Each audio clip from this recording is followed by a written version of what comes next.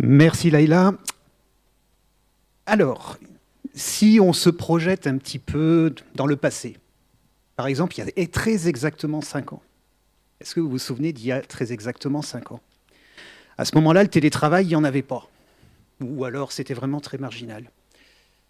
On rigolait quand on voyait les Japonais prendre le métro avec des masques. Et surtout, dans le monde industriel, les attentes en termes de planification, on retrouvait des éléments comme juste à temps, optimisation des TRS, des choses qui ont finalement beaucoup évolué. Parce que 5 ans plus quelques semaines, une maladie étrange a commencé à se développer quelque part en Asie. Alors à l'époque, on s'est dit, c'est là-bas, c'est pas la première fois.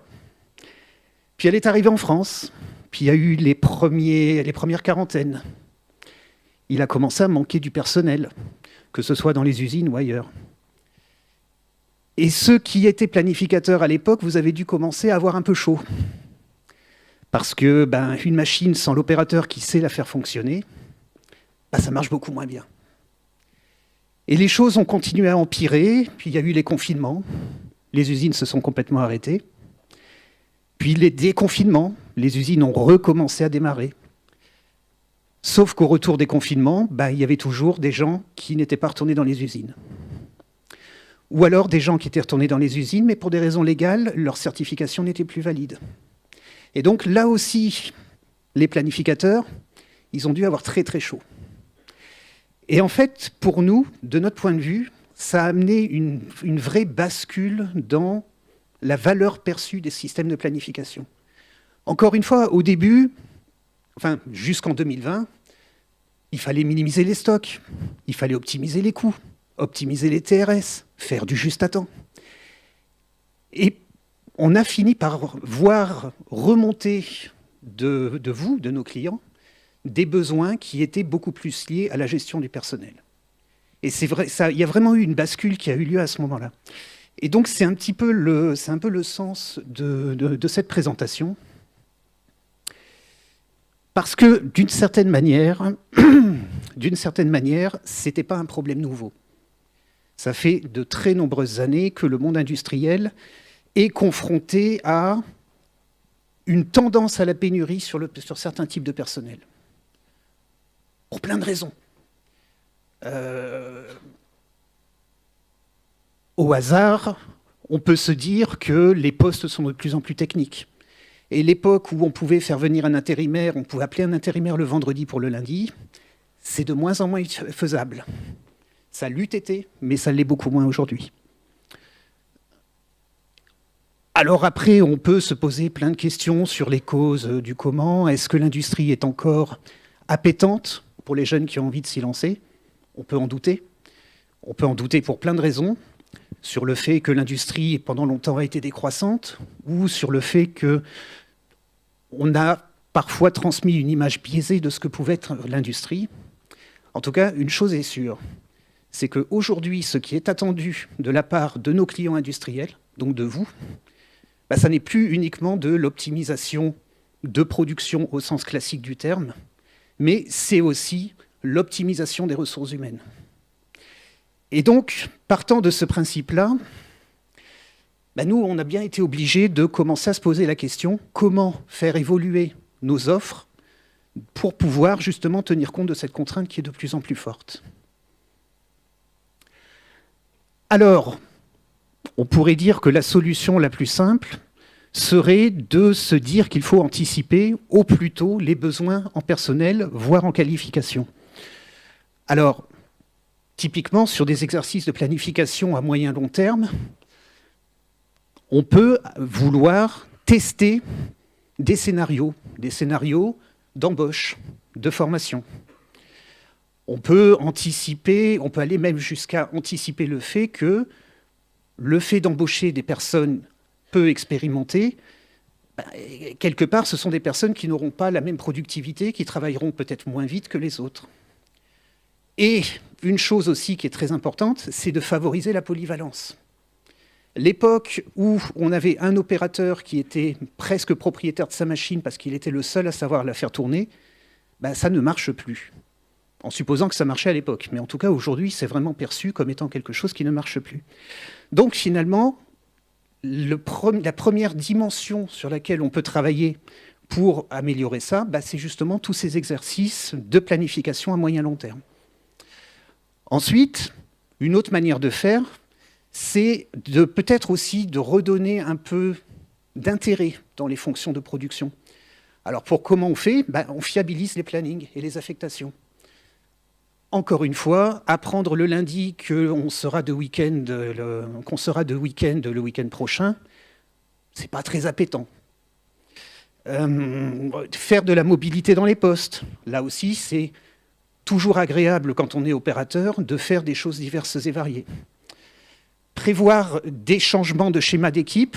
Alors, dans un univers comme la France, où il peut y avoir des partenaires sociaux qui sont forts, dès lors qu'il s'agit de définir des équipes supplémentaires, d'ouvrir des postes de nuit, ce n'est pas nécessairement quelque chose de critique.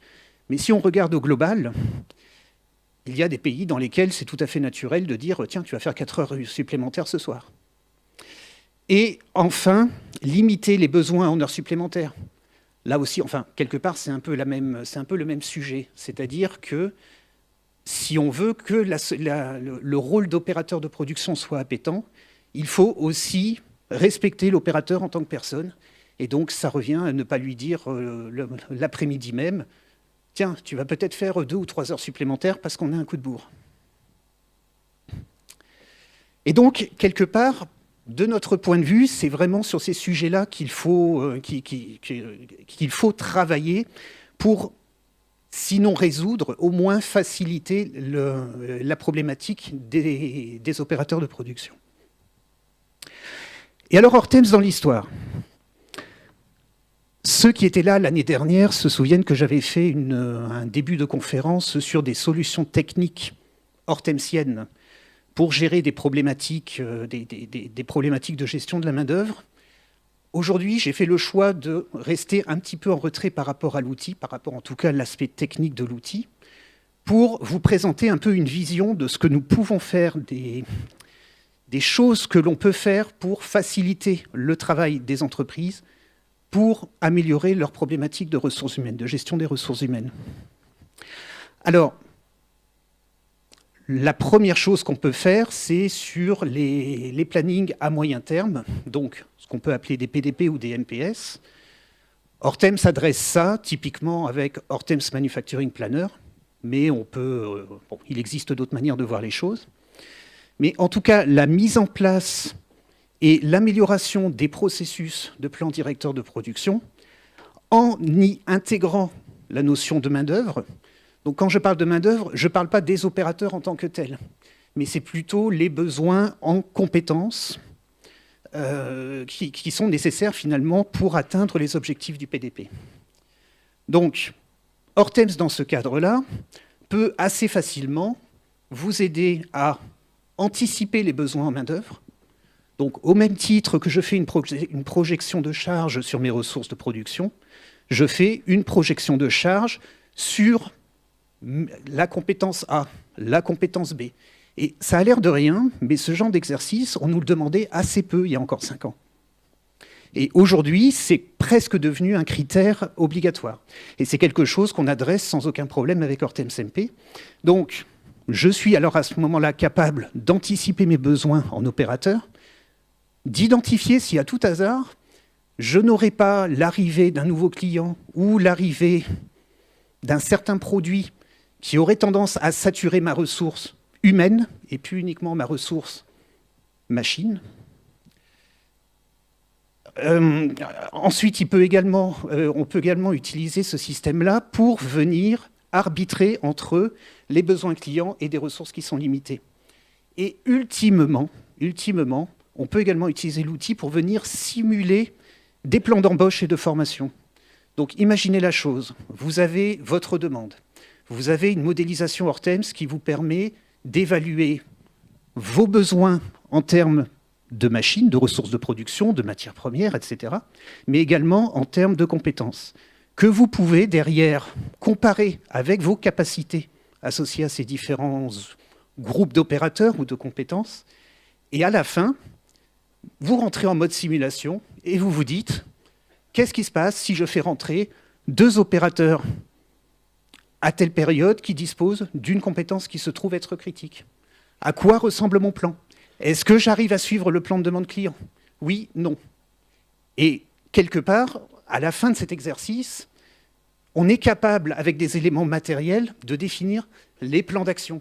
Plan d'action auprès de la RH, plan d'action auprès des responsables industriels, pour affronter la réalité de ce que sera votre demande dans 3 mois, dans 6 mois, dans 1 an.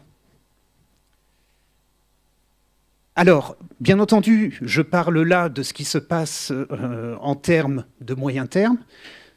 Le deuxième levier, qui est celui de faciliter la vie des opérateurs, ben là, quelque part, on va jouer plutôt sur du court terme. Et quand on dit jouer sur du court terme, c'est typiquement le domaine d'un Hortems Production Scheduler.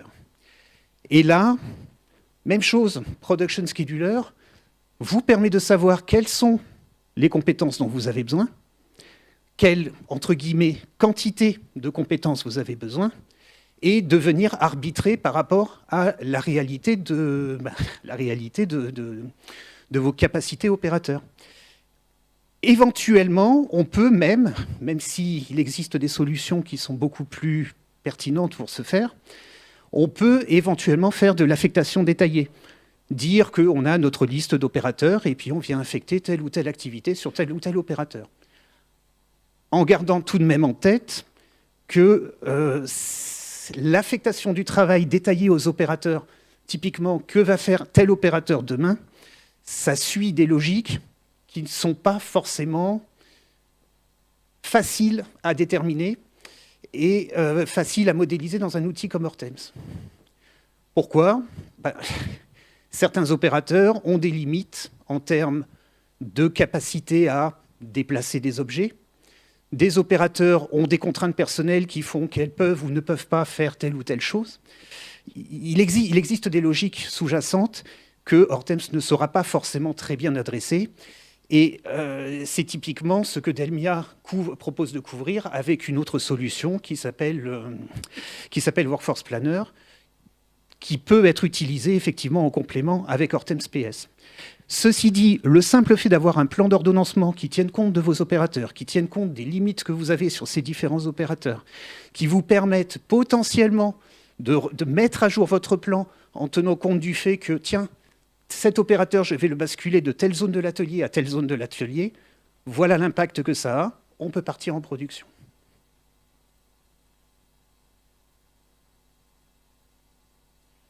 Alors, si on part sur des exemples, si je décris par exemple ce que peut être un processus de planification à moyen long terme dans ce cadre-là. Donc, j'initialise un PDP. Nous sommes quelque part dans un exemple de PDP tout à fait classique, dans lequel on va avoir des ressources critiques. Et dans ces ressources critiques, je vais y inclure la main-d'œuvre au global, X opérateurs, et les qualifications les plus critiques. J'ai des activités de soudure, de soudage. Ces activités de soudage passent par des opérateurs très spécifiques et très compliqués à embaucher, on va dire, et à former. Donc, je les intègre dans cet exercice de planification à long terme. Je fais ça, j'évalue la charge à moyen terme sur ces ressources, typiquement avec ce type d'écran, et à ce moment-là, je crée une première simulation où je teste le lissage de charge en amont et ou en aval, sans ajustement de capacité. Donc là, j'ai le plan avec l'état actuel de mes opérateurs, critiques et au global. Ensuite, une fois que j'ai ça, bon, je peux constater que j'ai un taux de service qui est plus ou moins bon. Je peux constater que j'ai des compétences qui sont plus ou moins chargées. Le travail n'est pas fini. À ce moment-là, je passe sur une deuxième simulation. Et cette simulation, je viens jouer sur les capacités de main-d'œuvre. Donc, jouer sur les capacités de main-d'œuvre, c'est concrètement, que se passe-t-il si j'ai plus ou moins d'opérateurs? Que se passe-t-il si je bascule un opérateur d'une zone de l'atelier à une autre zone de l'atelier. Qu'est-ce qui se passe si je forme mes opérateurs de manière à ce qu'ils soient plus ou moins polyvalents, enfin, en tout cas plus polyvalents.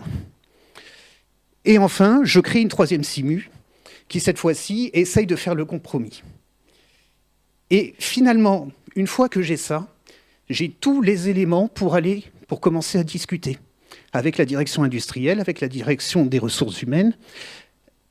Et quelque part, on a des éléments factuels, des éléments opposables, qui permettent de choisir et d'aider finalement, pas à la stratégie, mais à la tactique industrielle de l'entreprise. Donc ça, on est dans une utilisation assez simple d'un Nortem SMP pour couvrir ce besoin-là. Si maintenant, je bascule sur les exemples à court terme. Donc là, pareil, je commence par lancer mon cycle de constitution de mon ordonnancement. Donc, un ordonnancement, j'ai des ressources critiques qui représentent ma main-d'œuvre au global et également les qualifications les plus critiques. Comme on est sur le court terme, on va être obligé d'intégrer les perturbations qui peuvent arriver typiquement sur des opérateurs. L'opérateur malade, l'opérateur qui est en RTT, l'opérateur qui est en formation. Donc, tous ces éléments-là, je dois bien entendu les intégrer. Une fois que j'ai fait cet exercice-là, je crée une première simulation, cette fois dans laquelle je vais considérer que ma main-d'œuvre est à capacité infinie. Ça me donne mon plan, mon meilleur plan, atteignable, donc sans tenir compte de ma contrainte main-d'œuvre. Ceci dit, je serai en mesure quand même de faire apparaître le nombre d'opérateurs par qualification qui sont nécessaires au suivi de mon plan. Mais ce plan n'est pas atteignable. Donc l'idée, la deuxième étape, ça va être de faire un plan qui soit atteignable. Et pour faire ce deuxième plan atteignable, eh bien, cette fois-ci, je vais considérer mes ressources main-d'œuvre comme étant à capacité finie. Et là, je vais très vraisemblablement voir mon taux de service se dégrader, logiquement. Et quelque part, c'est mon pire cas. C'est-à-dire, si je ne fais rien, si je ne cherche pas à agir typiquement sur les affectations de mes opérateurs aux opérations, voilà le résultat que j'obtiendrai. À partir de là, je peux démarrer sur une troisième simulation qui, elle, par contre, aura pour vocation d'ajuster les capacités selon ce qui est possible à court terme. Donc, possible à court terme, c'est typiquement, je bascule un opérateur d'un atelier à un autre. Ou alors, je fais intervenir des intérimaires dans la mesure du possible. Ou je fais intervenir un sous-traitant pour pouvoir décharger les groupes d'opérateurs qui sont les plus critiques. Et en tout cas, à la fin, je vais me retrouver avec 3 simulations, avec 3 jeux d'informations qui pourront être utilisés pour discuter avec les personnes responsables de quel sera le meilleur plan et quel sera le plan de référence qui devra être implémenté, qui devra être mis en place. Et à la fin, j'ai donc des plans d'action. J'ai un plan que je peux descendre dans l'atelier et j'ai un plan d'action qui peut être suivi par les personnes responsables. En conclusion, je dirais que c'est un constat qu'on a tous fait. La main-d'œuvre dans les ateliers est devenue une contrainte extrêmement importante. Encore une fois, ce n'était pas quelque chose d'aussi évident il y a encore 10 ans, ni même 5. Paradoxalement, alors encore une fois, sur les causes, l'automatisation l'automatisation des productions a peut-être eu une raison, en est peut-être une cause. Qui dit automatisation dit besoin de compétences plus élevées, qui dit besoin de compétences plus élevées dit que c'est plus difficile de trouver les personnes qui savent le faire. Dans tous les cas, c'est une contrainte qui est essentielle. Et une contrainte, nous, en tant que fournisseurs de solutions de planification, on ne peut pas passer à côté. On est obligé de vous proposer quelque chose. La flexibilité qui consistait à dire tu feras des heures supplémentaires, tu bosseras ce week-end, ou on fait rentrer des intérimaires on fait rentrer des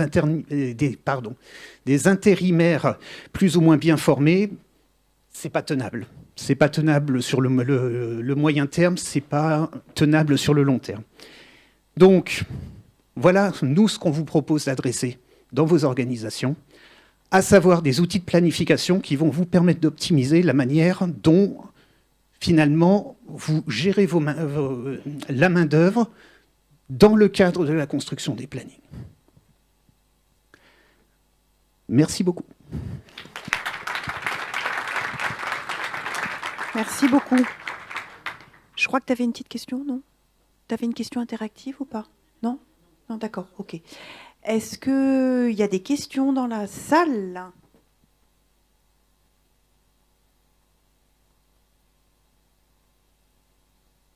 Merci pour la présentation.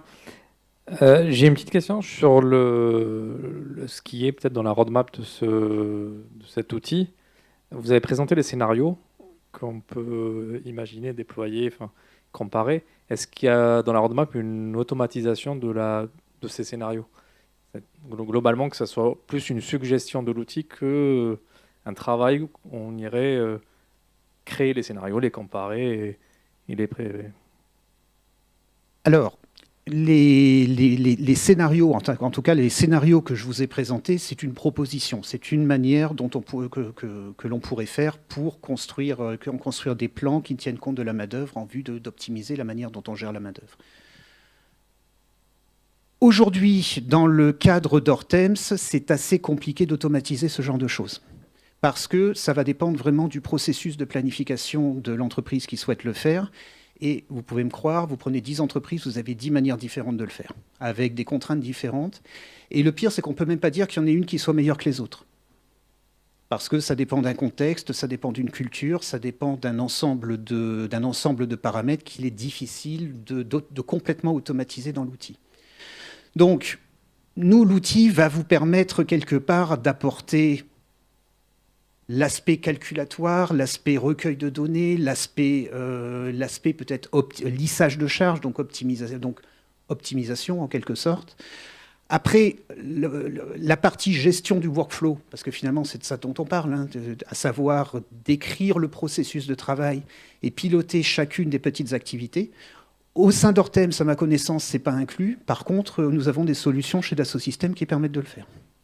Je pense notamment à Iterop, qui est une option qui est disponible dans la plateforme, dans la 3DX plateforme, qui permet de faire ce travail de suivi des processus.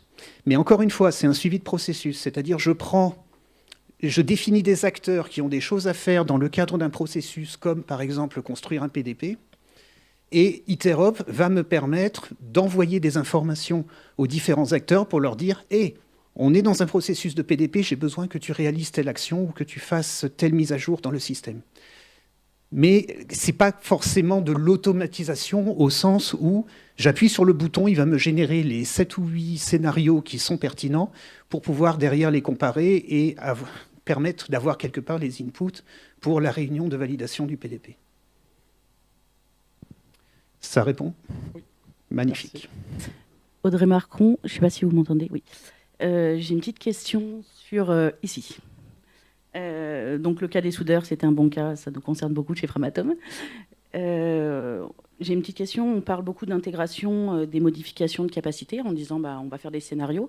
Comment on construit ces hypothèses de capacité? Est-ce que Hortems a un module ou Dassault un module de construction de la capacité avec des hypothèses différentes? Sur la partie homme, je parle. Ou est-ce que c'est au client de construire son outil de gestion de la capacité et de faire varier les hypothèses? Quand vous déterminez quand vous définissez la capacité d'une ressource dans Hortems, on peut trouver que c'est assez basique, puisque en gros, vous allez mettre un nombre de personnes, vous allez mettre un nombre d'heures qu'ils sont capables de faire dans la journée, et éventuellement un rendement, c'est-à-dire globalement, on va dire une efficacité sur 8 heures de présence, j'ai une capacité réelle de production qui est par exemple de 7 heures et 12 minutes, 80%. Alors, ce modèle, effectivement, tout finalement va s'appuyer là-dessus. C'est-à-dire que lorsque je fais mes hypothèses d'embauche, ça veut dire que je fais croître dans le temps le nombre de capacités, le nombre de personnes qui disposent d'une certaine compétence. Alors, effectivement, le but de l'outil n'est pas comment dire ? Le but de l'outil dans ce cadre-là est de simuler un plan d'embauche, mais n'est certainement pas de définir de façon très fine qui je vais embaucher, quand, comment, avec quel profil de présence. Parce que le profil de présence, notamment quand il y a de la formation à faire en amont, c'est pas quelque chose de simple. On a peut-être des outils, oui, je pense que dans Workforce Planner, typiquement, on va avoir des outils qui seront beaucoup plus adaptés pour rentrer dans ce niveau de détail. Donc, ce qu'il faut retenir, c'est que notre solution est là pour simuler. Vous faites vos simulations. Alors, on peut trouver que les paramètres sont un peu légers, donc le rendement, le nombre de personnes et le nombre d'heures par jour ou par semaine. Néanmoins, ça donne déjà des résultats. Et des résultats qui peuvent être extrêmement précieux par rapport à un mode de fonctionnement qui est mince, il manque 5 personnes pour la semaine prochaine, qu'est-ce qu'on fait? Voilà. Je ne sais pas si ça répond à la question. Ça répond. Magnifique.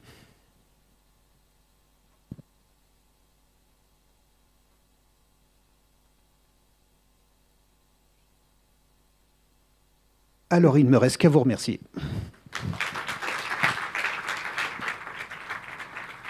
Merci beaucoup, Jean-François, merci beaucoup.